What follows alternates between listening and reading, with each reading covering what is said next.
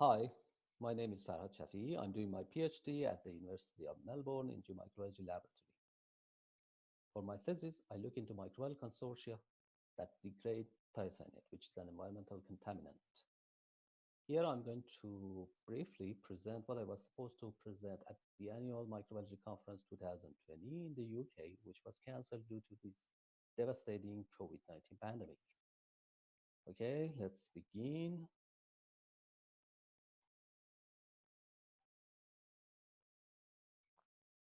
We studied the influence of heavy metals that are present in mining waste streams on thiocyanate by degradation by an autotrophic experimental microbial consortium.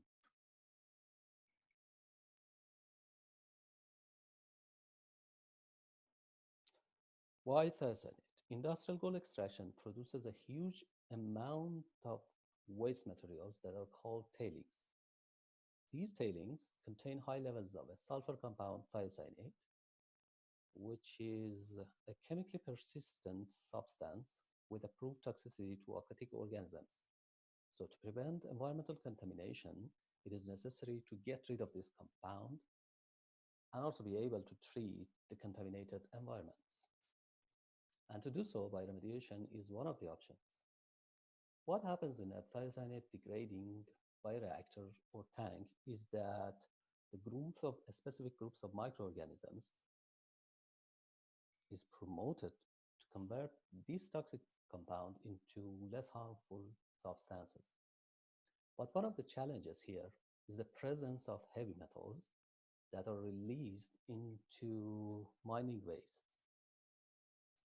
Sometimes these metals concentrations are high enough to inhibit the growth of microbial communities in the thiocyanate degrading reactor and consequently decrease the bioremediation efficiency. And that's why we studied the influence of heavy metals on thiocyanate by degradation. We selected zinc, copper, nickel, chromium, and arsenic. Different levels of each one of these metals were tested in shake flask experiments in triplicates. The microbial consortium that was studied here was an autotrophic one, which means thiocyanate was the sole source of carbon and nitrogen in the culture medium. Okay, let's get to the main results. This graph shows that 20 ppm zinc completely inhibited thiocyanate by degradation, but at 10 ppm zinc, the consortium degraded all the initial thiocyanate within 5 days, even though with a lower degradation rate and longer lag phase than the experiments without additional zinc. Copper, nickel, and chromium were less toxic than zinc.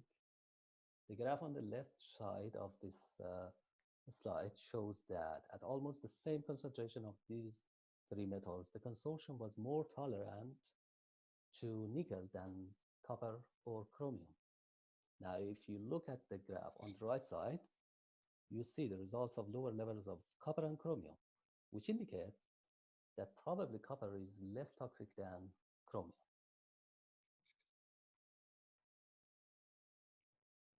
And arsenic. When 30 ppm arsenic was added to the medium, the consortium still degraded all the thiocyanate within 5 days, even though with a lower degradation rate than the rate of the biotic controls. Then we tested up to 500 ppm arsenic, and interestingly, even at this level, arsenic did not instantly inhibit thiocyanate by degradation. However, it seems that after 48 hours of incubation, the consortium could not tolerate this much arsenic anymore. This is an interesting point because the consortium that was used here was originally isolated from a mine site with high levels of arsenic in its ores. So a sort of natural selection pressure might already have been put in place on this consortium. Actually, this is one of the topics that we're studying further in details. To summarize, heavy metals inhibited thiocyanate by degradation at different levels with different inhibitory effects, including a decrease in biodegradation percentage and or rate, as well as extended lag phases. Overall, to line up these heavy metals in a sort of toxicity ranking, chromium was the most toxic one, followed by copper, nickel, and zinc.